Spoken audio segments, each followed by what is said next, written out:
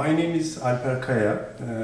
I'm the professor of neurosurgery and the chairman of the neurosurgery department in this hospital. We perform all neurosurgical procedures in this hospital. I'm in neurosurgery about 20 years. In this hospital I passed about 6 years. We perform all kind of neurosurgical procedures in this hospital, and generally most of them are complicated cases because here is a reference center, and we take some patients with references, particularly from outside of Turkey. 600 patient neurosurgical operation are performed in 1 year in this department. And most of the cases are cancer patients, the central nervous system and spinal cord tumors. We operate all adult patients as well as pediatric group patients in neurosurgery. Brain tumors come with generally with a headache, but we have to be careful because not every headache is in conjunction with the brain tumor.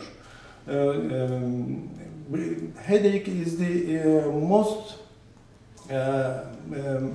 most complaint of people in the population, but particularly at morning headache and ejaculating, vomiting following headache at morning is a great suspicion for the brain tumors. Not all headaches, but some of them can be related with the brain tumor. And what is another signs of the brain tumor? One most important sign is epileptic discharge. I mean seizures. For example, in an adult patient who have never lived such a problem previously in his life, a sudden seizure can create a great suspicion for a brain tumor. And there are some focal neurologic deficits. What are they?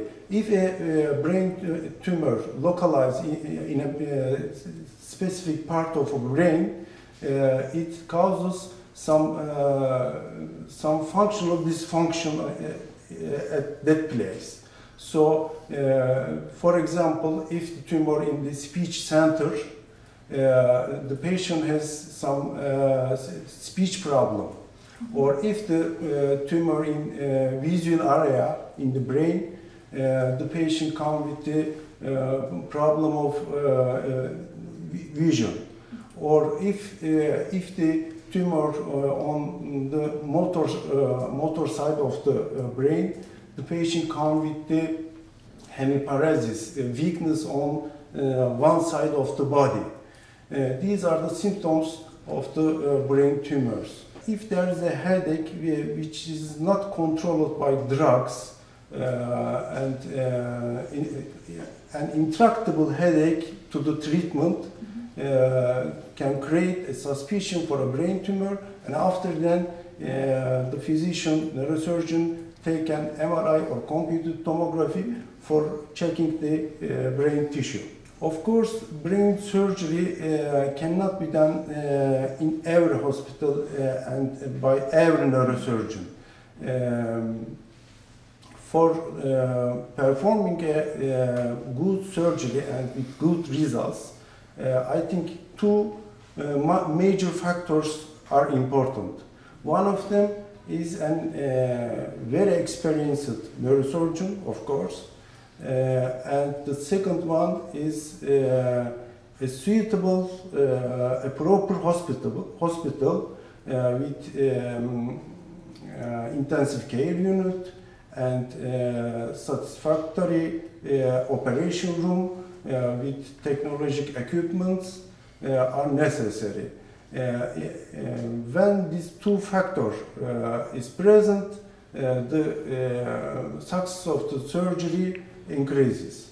So I want to say that in our operation room and also in our intensive care unit, we use all technological developments closely, follow closely, and bring them in this hospital and make our operations by their help. Unfortunately, brain tumors grows up very slowly, and our brain compensates it for a long time. So to feel or to be aware of a brain tumor early, generally not possible. But if you take an incidentally computed tomography or MRI for a patient for another reason, sometimes we catch this disorder early. But generally, patients come with a large tumor because our brain generally compensates it. So maybe an intractable headache can alert the person for going for going to the physician and checking the brain.